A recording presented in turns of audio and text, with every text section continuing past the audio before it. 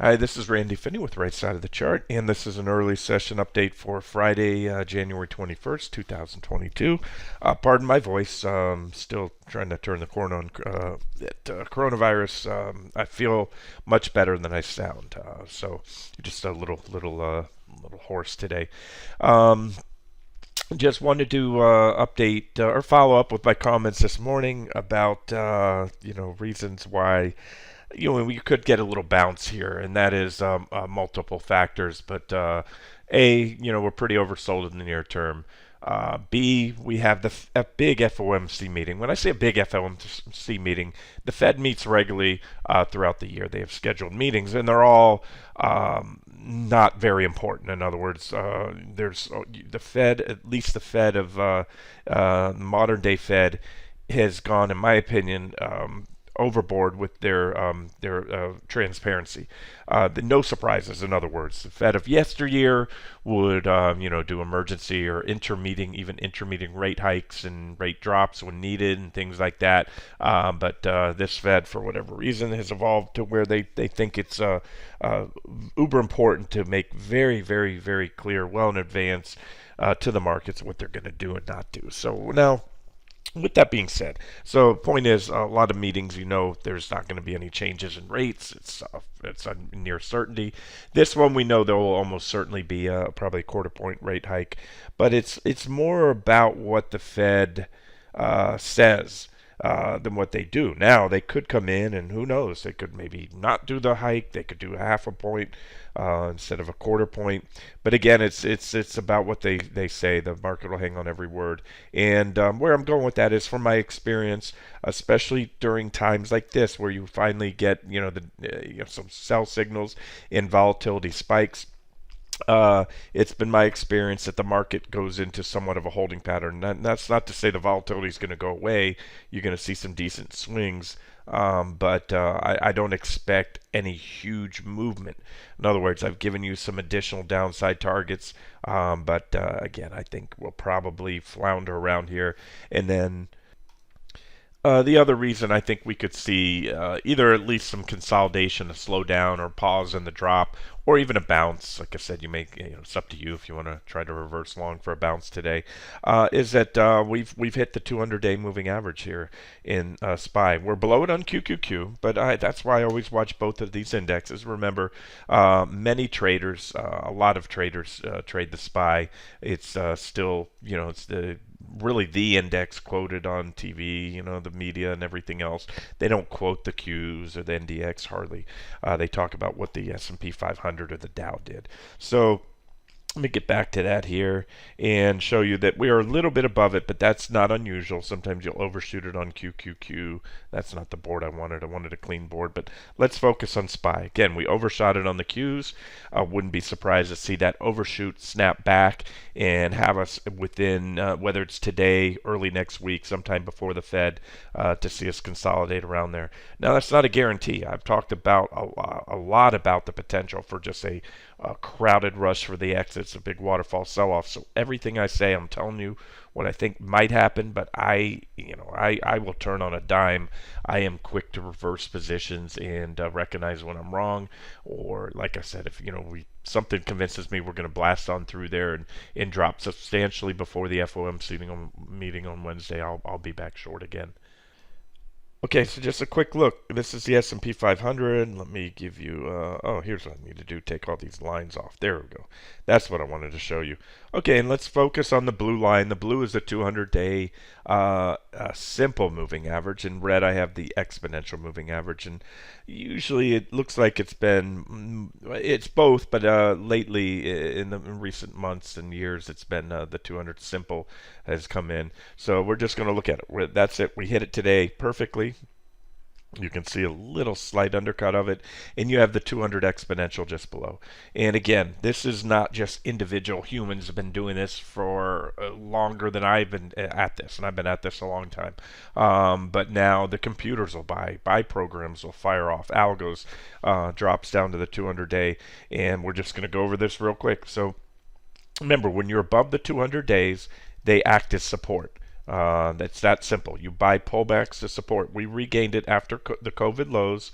We regained the 200 there. We came back one, two, perfect back test. Again, you can put this up on your or near perfect. This one came down to the 200 exponential just through the simple, and this one came right in the middle of both.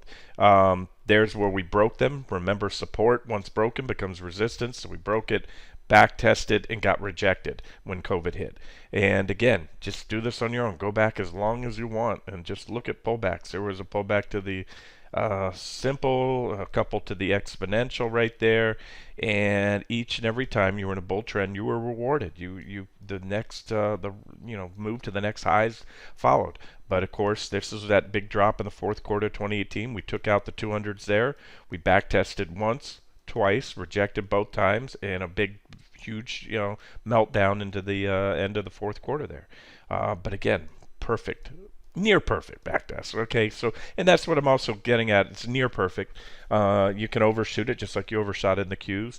And again, the other takeaway is, look, if we just blast right on through it like we have done before. But if I play odds, statistics, probabilities. That's what trading's all about. There's no guarantees, but look how many times we pulled back to the 200-day in recent years, and all the long-term trend indicators, guys, are still bullish, despite what I'm showing you as targets. If my longer-term targets that I've gone over recently are hit, we are going to roll over some of those longer-term trend indicators, and I might even add additional downside targets, meaning we'll be in a bear market at that point.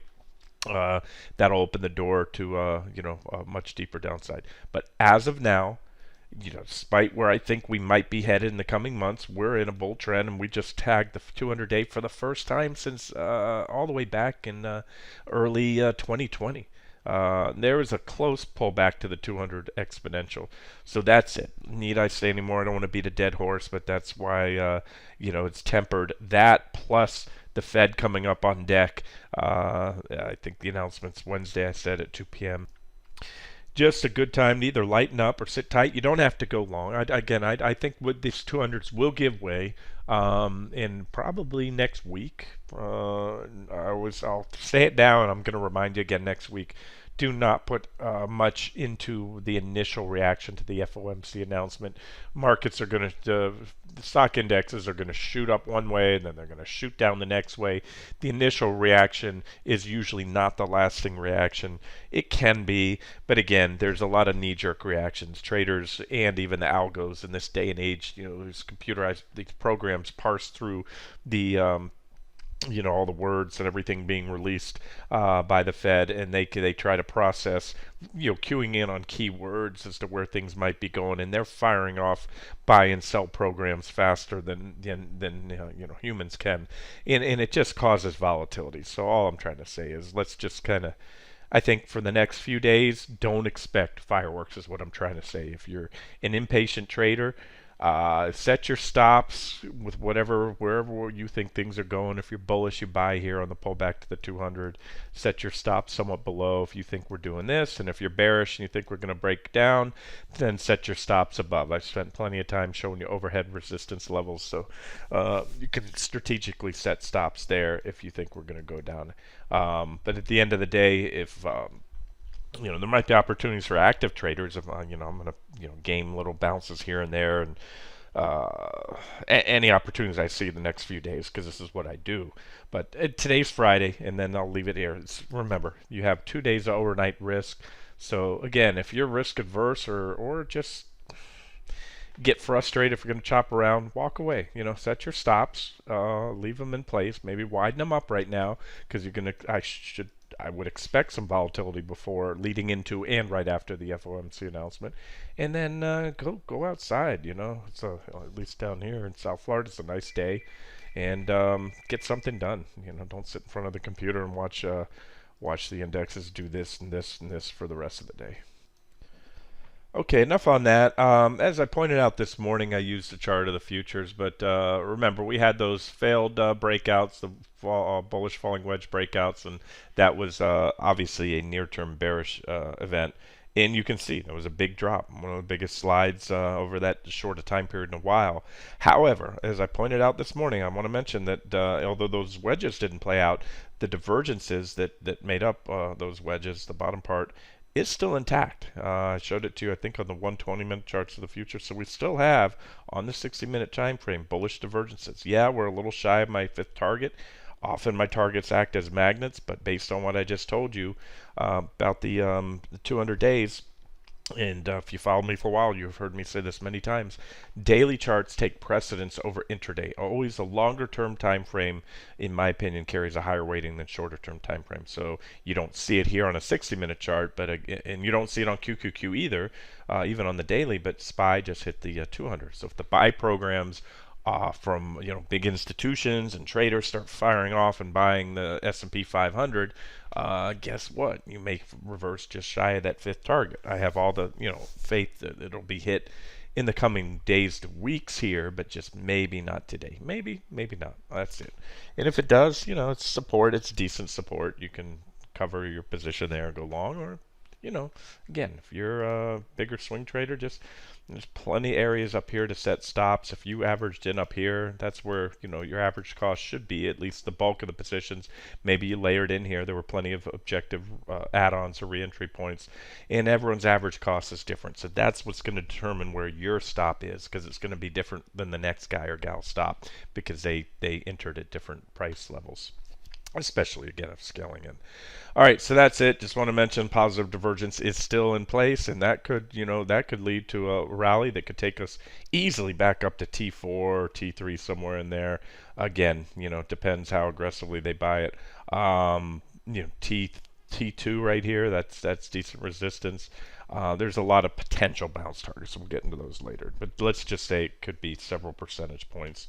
Would not surprise me. And of course, we're pretty near-term oversold. S&P 500, you can see it. I'm taking the lines right there. Basically just taking those divergence lines, extending them, still intact. Hanging on by the skin of its teeth, because if we go much lower here, you've taken out that previous low, you no longer have divergence. But as of now, we do, and that's that. Let's not overthink it. Where would it be an objective place to add back short exposure or to game along? Right up here, right to the bottom of that range. It's almost too easy a target, so I suspect we'll probably reverse a little shy, or I think maybe a little bit above it if we get some momentum. There'll be quite a bit of short covering, I think, today, so that's why one reason I'm long. But that's it. So I'll write it up there, and I'll probably start trailing tightening up a stop at that point, and either reversing back to short there. I'll let you know. I'll try to keep you posted. We'll see what happens today. But that's it. Just wanted to point out the important things. We're at the 200-day. We have positive divergence on the 60 and 120-minute charts, and we have the Fed coming up next Wednesday. We all know that Powell's been the champion of the markets. He's I call him Jerome Sunday Morning Powell, because he's easy like Sunday morning, just like the Commodore song. He's super easy.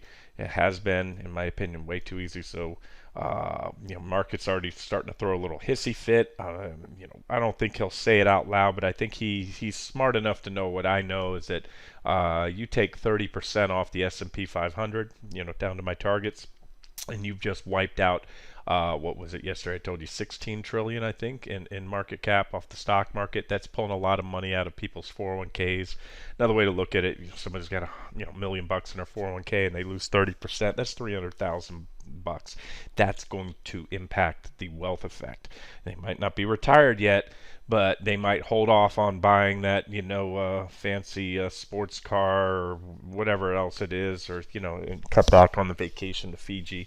Things like that. The wealth effect is extremely powerful. It goes both ways. The Fed pumped so much money and liquidity in the market, with monetary and fiscal stimulus, and that's what caused this.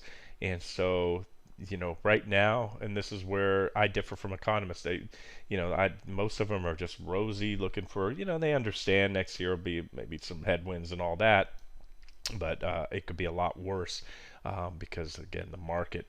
The impact of the wealth effect, if you do drop 20-30% or more, it's going to affect everything, the housing industry, auto sales, obviously consumer spending, which is again 2/3 of GDP. So it's a vicious cycle, builds on itself.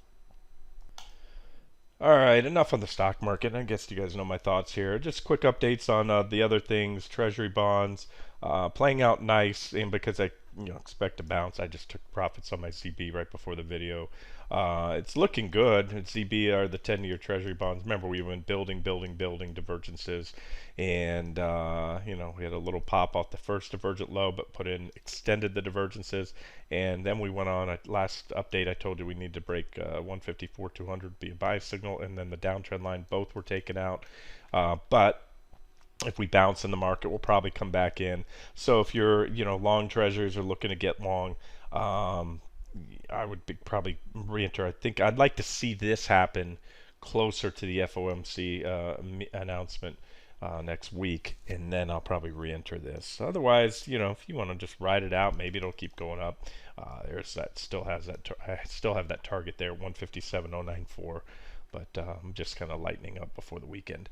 The other one I wanted to show you was Bitcoin, and I had a couple charts. Let's see, is this the contracts roll? That's the February. Nope, I had another one here. This is the one I was looking at. It's you want to roll now to the Februarys, but these are the Januarys.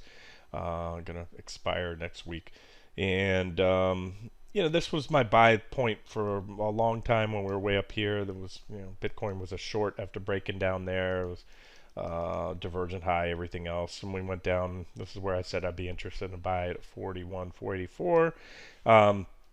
But I also gave you on Ethereum as well, and Bitcoin, GBTC, some buy zones, some lower supports, and that's it. So we took out that support last night, but we came right down to the next one. 3,800 is a big level, bigger than even shows here, but there's some reactions there. And again, more importantly, or as importantly, there's still some big divergences, even bigger divergences now on that marginal new low. So there's a downtrend line. It's got checked a couple times on a little false breakout, but that's what we need to do. We need to hold this level. I still think it's an objective long entry there. And then now we have that 41.484 plus a downtrend line coming in together. So if we can rally up here, a break above that level should be pretty bullish and should take us up to at least these targets here. I think we can get still up. This is still the level I was targeting before. I think that's still a decent shot. And let me just measure it out for you in percentage terms. That would be about 40% or so. Okay, so that's BRR, Bitcoin futures, and I know that not everybody trades futures. So you can use GBTC, which is an ETF-like instrument, and that's it. So there was that level we tried to step in at 21,158, but you can see there's still even better support down here at about 24,113, and we're a little bit above that now. And then ETHE, I already gave you an updated chart today, but that's it. So back on January 7th, I said I'd buy in from here. This is my preferred buy area at 2661 all the way down to, but not below. I was very clear on that, down to, but not below the trend line. Well, we're right at the trend line. So to me, that's the bottom of the buy zone. Last subjective long entry, in my opinion. That doesn't mean we can't do that. And then this, it just means you got at some point, again, it's a technical level, so I like buying support with stop somewhat below, and I would watch this trend line. If we can reverse here, a break above that trend line as well, just like similar to what I showed you on Bitcoin, should be bullish, and send this one up. And that's about it. I did the update on SRS today, IYR. And this is also plays into reversing just for a bounce today for me, is that excuse me there. I have a lot of individual sectors and things like that at support. For example, this is our first target on IYR.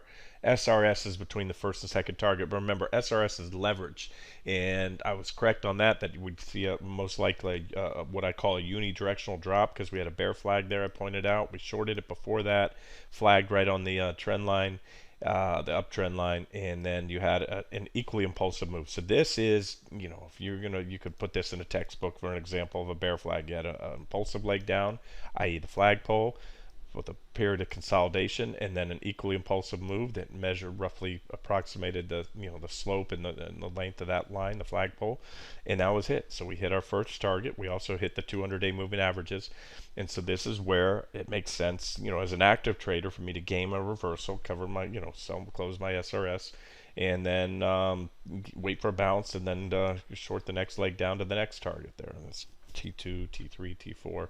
But today we have this sector, that's the REITs, hitting a pretty well-defined support level. Another one on my radar I picked up the other day. And these charts are looking ugly, but for now, we're at support. This is IAI, the broker-dealer index. I mean, it has all your big broker-dealers. I'll show those in a second. But the thing is, I think it's going lower. We've had divergences building for a while, big negative divergences here. You can even probably see it on the weekly chart. Yeah, there it is. So, I think the broker-dealer index from the highs recently, and we're not too far off those, going to drop, fall about 38, almost 40%. And quite possibly, if that level's taken out, drop another, all said and done, 60%. However, like everything else, coming up to the 200-day moving average right here, that's that line, the zero line, that's the 40-week, aka 200-day moving average. And we're also at, you can see it there, the 200s, and you're also at price support. And so that's the bottom line. A lot of sectors are at support. Now, these are make or break levels. We can break them. Maybe that's a little flagging action. We break on down and go to the next support. So it's kind of like picking up nickels in front of a steamroller if you want to trade a long bounce. If you're not an active, nimble, flexible trader and you don't know what to look for or when to reverse back and get out of those longs if you're trying to bang, just sit tight. I think maybe we get a bounce here, maybe not. Maybe we just consolidate for a while on those levels, or maybe we just bust right on through. But for the reasons I stated earlier in this video, I think maybe a little consolidation and or bounce here. And then I'll be looking at some of these as individual trade setups later on. Morgan Stanley, Charles Schwab, ready to crack this trend line. Nice downside on Schwab. I think it'll come down here. Ultimately about 16% drop. There's a little stop before that about right there. But again, I'm not going to go over each and every one now. Just kind of show you what makes up that broker-dealer section. Goldman Sachs, CME Group, ICE, NASDAQ, and taking out the 200s right there. Anyway. All right, let's keep this one short. I'll wrap it up here with the 22-minute mark, and there's SPY. Just so far, nice reversal off the 200, but believe me, it's anybody's game here. They could sell it, they could take it down, they could take it down to the 200 exponential. They can even overshoot it. That's not uncommon to see. So I know I'm giving you a lot of possibilities. All I'm just trying to tell you is that, yeah, it's probably it. I think for today or into next week, maybe a little more downside or a little bounce, or another way to say this, my very, very near-term outlook is a little bit uncertain, unclear right now. All right, I'm going to wrap it up here, and if I see anything else, I'll get it out to you. This has been Randy Finney with Right Side of the Chart. Have a great day.